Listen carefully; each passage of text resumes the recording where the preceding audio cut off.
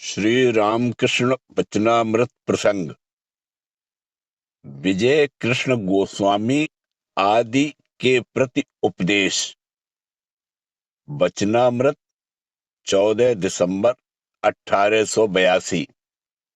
जय ठाकुर, जय मां। जन्मांतरवाद और शास्त्र। दक्षिणेश्वर के काली मंदिर में श्रीयुत विजय कृष्ण गोस्वामी श्री रामकृष्ण देव के दर्शन करने के लिए आए हुए हैं। वे इस समय साधारण ब्राह्म समाज में वेतनभोगी आचार्य हैं, इसलिए उन्हें ब्राह्म समाज के सिद्धांतों को मानकर चलना पड़ता है। स्वाधीन चिंतन की गुंजाइश कम ही है, लेकिन उन्होंने अपने भीतर परम वैष्णव अद्वैत गोस्वामी का जो भाव उत्तराधिकार रूप में पाया है, वह अब उनके अंतःकरण में विकसित हो रहा है। उनकी उस भक्ति, उस प्रेम के ऊपर जो पर्दा पड़ा था, वह श्री रामकृष्ण देव के संस्पर्श में आकर धीरे धीरे हटता जा रहा है। वे ठाकुर के वचनामृत का आकंठ पान करते हैं और कभी कभी हरि प्रेम में मतवाले होकर ठाकुर के साथ बालकवत नृत्य करते हैं। बातचीत के बीच एक भक्त बालक की बात निकली, जिसने गले में छुरी मारकर आत्महत्या कर ली थी। इस बात को सुनकर ठाकुर बोले, ऐसा लगता है यह उसका अंतिम जन्म था। ठाकुर की यह बात विशेष रूप से ध्यान रखने योग्य है। जन्मांतर के संबंध में ठाकुर साधारणतया किसी सिद्धांत का प्रतिपादन नहीं करते थे। किसी के पूछने पर कहते, ऐसा सुना है, अथवा कहते, शास्त्र में ऐसा है। यहाँ कह रहे हैं, पूर्व जन्म का संस्कार मानना पड़ता है। यदि ऐसा न हो तो किसी किसी में जो बचपन से ही शुभ संस्कार देखा जाता है, वह कहाँ से आता है? उसने वह इस जीवन में तो अर्जित नहीं किया। अतएव कल्पना करनी होती है कि वह सब उसके पूर्व जन्म का अर्जित है। यहाँ पर दृष्टांत के लिए ठाकुर एक कहानी बतला रहे हैं। एक व्यक्ति सब साधना करने बैठा और अनेक प्रकार की विभीषिकाएं देखने लगा। अंत में उसे बाघ पकड़कर ले गया, पर एक दूसरा व्यक्ति जो बाघ के भय से झाड़ के ऊपर चढ़कर बैठा था, नीचे उतरकर आया और शव साधना की सारी तैयारी देखकर शव के ऊपर बैठ साधना करने लगा। थोड़ा सा जप करते ही मां काली प्रसन्न हो गई और उसे दर्शन दिया। उसने मां से कहा, मां, तुम्हें पाने के लिए जिसने इतना आयोजन किया, उसका तो कुछ भी नहीं हुआ, पर मुझ पर जिसने कुछ भी नहीं किया, तुम्हारी ऐसी कृपा हुई। इस पर मां बोली, बेटा, तेरी यह साधना जन्म जन्मांतर से चली आ रही है। आज उसके पूर्ण होने पर तुझे मेरा दर्शन मिला। तात्पर्य यह कि पूर्व जन्म के संस्कारों के साथ मनुष्य का जन्म होता है। एक ही जन्म सब कुछ नहीं है। यदि एक ही जन्म में सब कुछ समाप्त हो जाता, तब तो कृतहानि अकृताभ्यागम रूप दोष होता। अर्थात एक व्यक्ति ने अनेक शुभ कर्म किए, लेकिन इस जन्म में उनका कोई फल नहीं देखा गया, पर दूसरा व्यक्ति बाल्यकाल से ही शुभ अथवा अशुभ कर्मफल का भोग करता है, जिसे उसने अर्जित नहीं किया है। अकृत वह है जिसे उसने किया नहीं, पर उसका गुण या दोष आ गया। शास्त्रकार कहते हैं कि कर्म फल तनिक भी नष्ट नहीं होता, आगे के जन्मों में उसका भोग होता है। ठीक यही बात हम गीता में पाते हैं। अर्जुन पूछता है कि यदि कोई साधना करते करते योग भ्रष्ट हो जाए अथवा सिद्धि के पूर्व ही उसकी मृत्यु हो जाए, तब उसका क्या होता है? गीता कहती है कि उसने जो कुछ भी किया है वह नष्ट नहीं होता। न ही कल्याणकृत कश्चित दुर्गतिम तात गच्छति। शुभ कर्म करने वाले की कभी दुर्गति नहीं होती। अर्जुन का यह प्रश्न एक चिरंतन प्रश्न है। योगाचलित मानसा, अर्थात योग से किसी कारणवश जिसका मन हट गया हो, उसकी क्या अवस्था होगी? क्या वह फटे हुए बादलों की तरह दोनों ओर से भ्रष्ट होकर नष्ट हो जाएगा? पहाड़ पर जिन्होंने बादलों का खेल देखा है, वे जानते हैं कि फटे हुए बादलों की तरह नष्ट होना क्या है। एक मेघ खंड आकर पहाड़ से टकराया और टकराकर जब ऊपर उठा तो उसका एक टुकड़ा पहाड़ से ही चिपक कर रह गया। वह टुकड़ा देखते ही देखते कुछ देर बाद गायब हो गया। अर्थात न तो वह मेघों में स्थान पा सका और न ही पहाड़ में। तो क्या योग भ्रष्ट व्यक्ति इसी प्रकार इहकाल और परकाल दोनों से नष्ट हो जाएगा? शास्त्र का कहना है कि उसका कुछ भी नष्ट नहीं होगा।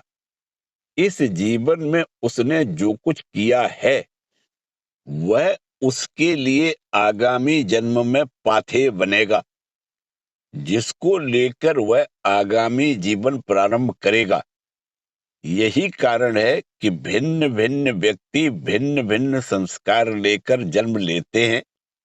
किसी के भीतर जन्म से ही भगवत प्रेम होता है, तो कोई मलिन मन लेकर जन्म लेता है। यह जो शुद्धता अथवा मलिनता है, उसे तो उसने इस जन्म में अर्जित नहीं किया है। इसलिए समझना होगा कि इसके पीछे पूर्व जन्मों का संस्कार रहता है। अतएव अवश्यमेव भोक्तव्यम कृतम कर्म शुभाशुभम। शुभ अथवा अशुभ जो भी कर्म किया जाता है, उसका फल हम लोगों को भोगना ही पड़ेगा। यहाँ पर यह जो अवश्यमेव भोक्तव्यम कहा है, उसे हम अपने इस जीवन में न देख पाने के कारण सोचते हैं कि हो सकता है आगामी जन्मों में भी उसका फल न मिले। अनेक दुराचारी व्यक्ति जीवन भर दुष्कर्म करके भी मरते दम तक शान शौकत का जीवन बिताते देखे जाते हैं। यह सब देखकर हम सोचते हैं कि उनके दुष्कर्मों का तो कोई भी परिणाम दिखाई नहीं दिया। शास्त्र कहता है कि मृत्यु के साथ साथ मात्र व्यक्ति के शरीर का परिवर्तन हुआ, किंतु संस्कारों की पोटली तो ज्यों की त्यों रह गई। परिणाम स्वरूप किसी न किसी समय उसे अपने किए हुए कर्मों का फल भोगना ही पड़ेगा। इस प्रकार साधना की धारा आगामी जन्मों में भी चलती रहती है, भले ही व्यक्ति को उसका स्मरण नहीं रहता। तभी तो गीता में भगवान श्री कृष्ण अर्जुन से कहते हैं, बहूनि में व्यतीतानि जन्मानि तब चार्जुन, तान्यहम वेद सर्वाणि न त्वम वेत्थ परंतप। तुम्हारे और मेरे अनेक जन्म हो चुके हैं, मैं वह सब जानता हूं, लेकिन तुम नहीं जानते। इस शास्त्र वाक्य को श्रद्धा पूर्वक मान लेने के सिवा हमारे पास परीक्षा करने का कोई उपाय नहीं है। कृत हानि अकृताभ्यागम रूप युक्ति के द्वारा जन्मांतर बाद सिद्ध कर लेने पर भी उस मनुष्य का विश्वास टिकता नहीं। फिर भी इस संबंध में ठाकुर का अभिप्राय यह है कि जो जीवन अभी तुम्हारे हाथ में है उसका उपयोग करो।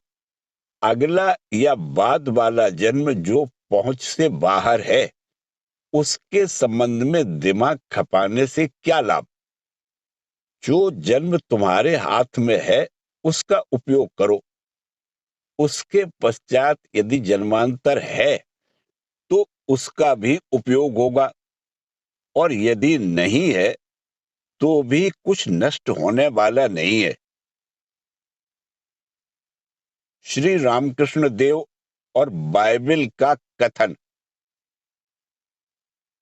बाइबल में एक कथा आती है। एक व्यक्ति ईसा से कहता है कि आप लेजारस को भेज दीजिए। उसके मुंह से जन्मांतर होने की बात सुनकर लोग विश्वास करेंगे और धर्मपरायण होंगे। ईसा कहते हैं, लेजारस के कहने से क्या वे लोग विश्वास कर लेंगे? क्या अनेकों प्रोफेट अवतीर्ण होकर यह बात लोगों को नहीं कह गए हैं? फिर भी क्या लोगों ने उनकी बातों पर विश्वास किया? ठाकुर की उपमा और व्याख्या। अच्छा माना कि जन्मांतर है। अब शास्त्रों का कथन है कि आत्महत्या पाप है और इस महापाप के फलस्वरूप मनुष्य को बार बार जन्म लेना पड़ता है। इधर ठाकुर कह रहे हैं कि जो ज्ञान लाभ कर लेने के पश्चात आत्महत्या करके शरीर त्यागता है उसे वह पाप नहीं लगता। उपनिषद में कहा गया है कि जो आत्महत्या करते हैं वे एक दुखमय अंधकार से भरे लोक में जाते हैं, जिसे पुराण आदि नरक कहकर पुकारते हैं। मनुष्य आत्महत्या कब करता है? तब जब उसका शारीरिक या मानसिक क्लेश सहने की सीमा को पार कर जाता है। न सह सकने के कारण ही वह इस शरीर को सब दुखों का मूल समझकर नष्ट कर देता है। अब यदि इस शरीर का नाश करके भी उसके दुखों का अंत न हो तो इस शरीर का नाश करने में कोई सार्थकता नहीं है। इसीलिए ठाकुर कह रहे हैं कि बार बार लौटकर आना होता है। अतएव आत्महत्या के बदले दृढ़ता पूर्वक दुख कष्ट सहन करना ही उचित है। पर हाँ, ठाकुर कह रहे हैं कि जिनका इस शरीर का प्रयोजन सिद्ध हो चुका है उनको आत्महत्या करके शरीर के त्यागने में पाप नहीं लगता। ठाकुर एक दूसरे स्थान पर उपमा देते हुए कहते हैं कि कुआं खोदते हुए जब पानी का सोता मिल जाता है तब कोई कोई कुआं खोदने के कुदाल फावड़ा आदि सारे औजार कुएं में ही डाल देते हैं। इस शरीर के द्वारा भगवान को पा लेना ही हमारा उद्देश्य है। अब जिसने इस देह मन के माध्यम से भगवान को पा लिया उसके लिए इस शरीर का और कोई प्रयोजन नहीं रह जाता। किंतु भगवान को पा लेने के बाद जिसके मन में लोक कल्याण की कामना आती है वह ताप तप मनुष्यों को उस अमृत की खोज देने के लिए कुआं खोद लेने के बाद कुदाल फावड़ा आदि सुरक्षित रख देने के समान अपने शरीर को बचाकर रखता है।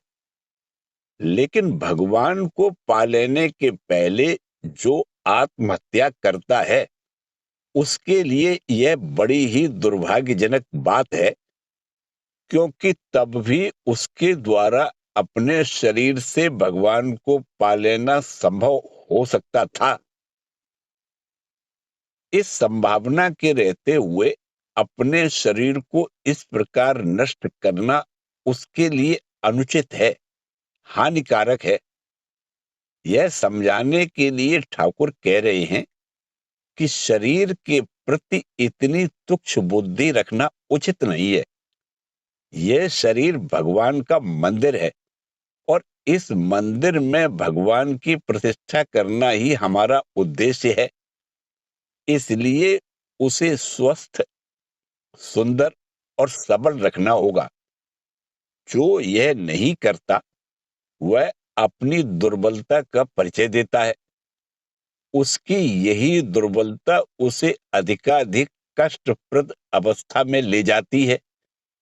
इसी को ठाकुर कहते हैं बार बार लौटकर आना। यदि किसी के शरीर से हमारा पैर छू जाता है तो हम उसे प्रणाम करते हैं।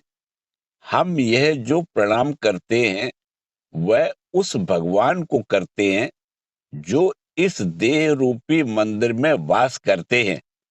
बड़े बूढ़ों से लेकर बालक तक सबको इसी दृष्टि से देखना होगा, क्योंकि सभी का शरीर भगवान का मंदिर है। अतएव छोटे बड़े का प्रश्न कहाँ है। उन मंदिरों में किसी के लिए विग्रह प्रकाशित है तो किसी के लिए अप्रकाशित, लेकिन सभी के लिए उस विग्रह के प्रकाशित होने की संभावना है। इसलिए जिस यंत्र के द्वारा भगवान लाभ संभव हो उसे तुच्छ नहीं समझना है, उसकी अवहेलना नहीं करनी है। इस दृष्टि से ही शास्त्र कहते हैं कि शरीर को नष्ट करना महापाप है। पाप और पुण्य की कसौटी यह है कि जो भगवान की ओर ले जाने में सहायक हो वह पुण्य है, और जो मनुष्य को भगवान से दूर ले जाए वह पाप है। पुण्य कर्म की स्तुति। कभी कभी मनुष्य स्वर्ग जाने के लिए पुण्य करता है। एक तरह से यह भी मनुष्य के मन को शुद्ध करके भगवान की ओर ले जाने में सहायक होता है। पर शास्त्र यह बतलाना नहीं भूलते कि स्वर्ग की ओर यह दृष्टि, स्वर्ग जाने का यह आकर्षण भी हमारे लिए बंधनकारक हो जाता है। जैसे विपुल ऐश्वर्य के बीच रहने से मनुष्य भगवान को भूल जाता है, ठीक वैसे ही स्वर्ग के विपुल ऐश्वर्य भोग की ओर दृष्टि रहने से मन फिर भगवान की ओर नहीं जाता। फिर भी स्वर्ग प्राप्ति के साधन रूप जो शुभ कर्म, उपासना आदि बातें हैं वे मनुष्य के मन को धीरे धीरे शुद्ध करती हैं तथा इस शुद्धता के परिणाम स्वरूप वह भगवान की ओर थोड़ा अग्रसर होता है। इसीलिए शास्त्रों में पुण्य कर्मों की इतनी प्रशंसा की गई है। लोभी मनुष्य का मन भोग के लिए लालायित रहेगा ही, पर यह लालसा कहीं उसे देह केंद्रित बनाकर अधोगामी न बना दे। इसलिए शास्त्र में कहा गया है कि यदि तुम शास्त्र निर्दिष्ट पथ पर बढ़ोगे तो उससे तुम्हारा भोग का उद्देश्य पूरा होगा। इस शास्त्र निर्दिष्ट पथ पर चलने से व्यक्ति अनेक प्रकार के संयम के बंधन में बंध जाता है, जिससे फिर उसके लिए पशु के समान जीवन यापन संभव नहीं होता। इस प्रकार भोग लोलुप मनुष्य शास्त्र निर्दिष्ट पथ पर चलकर स्वयं के न जानते हुए भी जो अपनी पशु सुलभ वृत्ति पर थोड़ा सा अंकुश लगाने में समर्थ होता है, वह उसकी चित्त शुद्धि के पथ में पहला कदम है। इसके पश्चात क्रमशः और भी कुछ शुद्ध होने पर शास्त्र उससे कहते हैं, उन लोगों की ओर दृष्टि न डालो, तुम निष्काम भाव से याग यज्ञादि जो कुछ करते हो करो। पर फिर कहते हैं, भक्ति को ही सार समझकर उसे पाने की चेष्टा करो। अथवा कहते हैं, आत्मा को जानो। ये सब बातें यदि आरंभ में ही कही होती तो उससे कोई लाभ न होता। मानव की क्रमोन्नति। इसीलिए ठाकुर कह रहे हैं, जब कोई व्यक्ति पास आता है और दिखता है कि उसके भीतर प्रबल वासना है, तब उससे कहता हूं, खा लो, पहन लो, अर्थात खाकर पहनकर भोग कर लो। किंतु साथ साथ वे यह भी कहते, पर जान रखो, यह सब कुछ भी नहीं है, अर्थात इसके द्वारा तुम लोगों का चरम उद्देश्य साधित नहीं होगा। यदि वे पहले ही भोग का निषेध कर देते तो कोई सुनता नहीं। वे लोग सोचते कि जब ठाकुर ने भोग करने के लिए कहा है, तब खाने पहनने और भोग करने में बाधा कहाँ है? बाधा कहीं नहीं है। शास्त्र भी हमें बाधा नहीं देते। वे तो कहते हैं कि करो, लेकिन समझ लो, निवृत्तिस्तु महाफला। निवृत्ति ही सबसे बड़ा फल है। भोग करना तो मनुष्य का स्वभाव है। वह बेचारा क्या करेगा? मन चाहता है भोग। हम यदि कहें कि भोग मत करो, यह अनुचित है, तो वह सुनेगा नहीं। अतः उसे छोड़ देना पड़ता है कि थोड़ा भोग कर लो। लेकिन साथ साथ वे ख्याल करा दे रहे हैं, जान लो, यह सब कुछ नहीं है। विचार पूर्वक भोग करो। चारे में जब मछली फंसती है, तब वह डोर को खींचने लगती है। उस समय डोर को ढील दे देनी पड़ती है। पहले डोर को और ढील देते हुए मछली के कुछ खा लेने के बाद उसे खींचना पड़ता है, क्योंकि पहले ही डोर को खींचने से वह टूट जाएगा। इसलिए जो लोग प्रबल भोग परायण होते, उन्हें ठाकुर भोग कर लेने के लिए कहते, लेकिन अंत में यह भी कह देते, जान लो, कहीं कुछ नहीं है। संभव है यह अंतिम बात उस समय उन लोगों को याद न रहती हो, केवल पहली बात ही याद रहती हो। किंतु ऐसा समय भी आता है जब स्मरण होता है कि ठाकुर ने अंत में जाने क्या एक बात कही थी। उस शुभ क्षण में ख्याल आता है, तभी तो ठाकुर ने कहा था, कहीं कुछ नहीं है। इसीलिए हम शास्त्रों में भी देखते हैं कि वहां व्यक्ति के मन की आकांक्षा के अनुसार ही उसे उपदेश दिया गया है। जो पुत्र की कामना करता है, उसके लिए पुत्रेष्टि यज्ञ का विधान है। जो विपुल अन्न उत्पादन करना चाहता है, उसके लिए कारीरी यज्ञ का उपदेश दिया गया है। यहां तक कि जो शत्रु के विनाश के लिए व्याकुल है, उसको भी शयन यज्ञ के द्वारा शत्रुनाश का उपाय बताया गया है। बहिरंग दृष्टि से देखने पर लगेगा कि शास्त्र इस प्रकार के असत कर्मों में भला हमें क्यों प्रवृत्त करते हैं? उत्तर यह है कि प्रवृत्त नहीं करते, मनुष्य स्वयं ही प्रवृत्त होता है। शास्त्र उसके भोग प्रवण मन को थोड़ा सा शास्त्रोन्मुखी करने की चेष्टा मात्र करते हैं। शास्त्र यदि केवल उच्चतम आदर्श की ही बात कहते, तब तो वह मुट्ठी भर लोगों के लिए ही होता और अधिकांश लोगों को शास्त्र धर्म छोड़कर ही चलना पड़ता। शास्त्रों ने हम सब लोगों की इस आवश्यकता को समझा है और इसीलिए जिसका जैसा मन है उसके लिए तद अनुरूप उपयोगी बनाकर उपदेश दिया है। ईसा का उपदेश। एक भक्त ने ईसा के पास आकर कहा, मैं भगवान के पथ पर चलना चाहता हूं, क्या करूं? ईसा ने उससे कहा, तुम अमुक अमुक कर्म करो।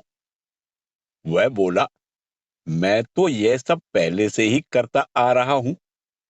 मैं अपनी आय का एक 10वांश दान करता हूं तथा अन्य नियमों का भी पालन करता हूं। तब ईसा बोले, then leave all and follow me. तो फिर सब छोड़कर मेरे साथ चलो। यहां ध्यान रखने योग्य बात यह है कि वे सबको अपने साथ चलने के लिए प्रारंभ से नहीं कहते, क्योंकि वैसा करने से सब आएंगे भी नहीं।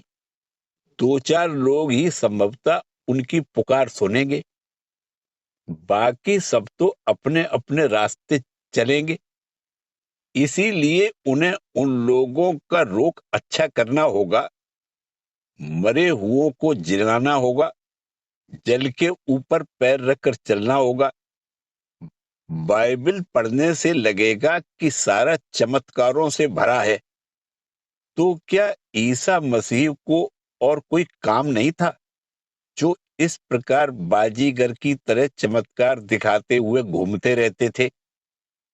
उनके यह सब करने का कारण यह था कि वे देखना चाहते थे कि जिनके लिए उनका आगमन हुआ है वे लोग उन्हें किस प्रकार जान सकेंगे, कैसे उनका अनुसरण कर सकेंगे, कहां तक चल सकेंगे। उपदेश में वैचित्र्य। इसीलिए ठाकुर कह रहे हैं, जो जैसा है उसे वैसा ही उपदेश देना होगा। हमारे शास्त्र ठीक ऐसा ही करते हैं। फिर भी जब हम बुद्धि की सहायता से शास्त्र विचार करते हैं तब यह देखकर चकरा जाते हैं कि जिस शास्त्र में उच्चतम आध्यात्मिक तत्व की बातें हैं उसी में फिर दूसरे स्थान पर अत्यंत निम्न स्तर के नियम आचार भी हैं। इसका कारण यह है कि समाज ही इस प्रकार का है। इस समाज में ही कितने प्रकार के लोग हैं। इस विचित्रता के कारण ही उपदेश में ही विचित्रता आवश्यक हो जाती है। जो जहां पर है उसे वहीं से एक एक कदम आगे बढ़ाना होगा। इसीलिए हम देखते हैं कि वेद आदि शास्त्रों में जहां एक ओर चरम लक्ष्य की बातें हैं वहीं दूसरी ओर अत्यंत अनुव्रत लोगों के ग्रहण करने योग्य उपदेश भी हैं। फिर ये दूसरे प्रकार के उपदेश ही अधिक हैं, क्योंकि संख्या तो इन्हीं लोगों की अधिक है। इस बात को सामने रखकर शास्त्र को समझना होगा। अब यह जो आत्महत्या है, देह को नष्ट कर डालना है, यह जन साधारण के लिए अत्यंत अनुचित है, क्योंकि उस देह के द्वारा अब तक जीवन का चरम लक्ष्य प्राप्त नहीं हुआ है। लेकिन भगवान को प्राप्त कर लेने के बाद शरीर का फिर कोई प्रयोजन नहीं रह जाता। तब वह रहे या न रहे, इससे कुछ आता जाता नहीं। यहां पर प्रश्न किया जा सकता है कि कम से कम दूसरों के कल्याण के लिए तो शरीर का रखना उचित है। इसका उत्तर यह है कि कल्याण करने की आकांक्षा सभी के मन में नहीं रहती और उसकी आवश्यकता भी नहीं है, क्योंकि तब साधक सबके भीतर उस एक ईश्वर को ही देखता है। फिर कौन किससे कहे। जिस भूमिका पर पहुंचने से इस प्रकार का अनुभव होता है वहां रहकर उपदेश देना फिर बनता भी नहीं। लेकिन ठाकुर कहते हैं, कि किसी के भीतर भगवान कुछ विद्या का अहम रख देते हैं। एक स्थान पर ठाकुर कह रहे हैं, अच्छा, मेरे अहंकार है क्या? मास्टर महाशय उत्तर में कहते हैं, जी, आपने लोक कल्याण के लिए थोड़ा सा रख दिया है, लोगों को आत्मज्ञान, भगवान की बात सुनाने के लिए। इस पर ठाकुर कहते हैं, नहीं, मैंने नहीं रखा है, उन्होंने ही रख दिया है। यह विशेष रूप से मनन करने योग्य बात है। जो उनके हाथ का यंत्र है, उसे वे रख भी सकते हैं और आवश्यकता न होने पर छोड़ भी सकते हैं। जब मेरा प्रयोजन सध जाएगा, तब शरीर बना रहेगा या नष्ट होगा, यह अपने प्रयोजन के अनुसार ही वे समझेंगे। अतः जो भगवान को प्राप्त कर चुके हैं, वे अपने तई यह निर्णय लेने की आवश्यकता नहीं समझते कि उनका शरीर रहेगा या जाएगा। जो इसके पीछे सर्वनियंता विद्यमान हैं, उनकी इच्छा के अनुसार जो होना है, होगा। जो व्यक्ति पूर्ण काम हो गया, उसे फिर इन सब बातों का विचार नहीं रह जाता। जय ठाकुर, जय मां।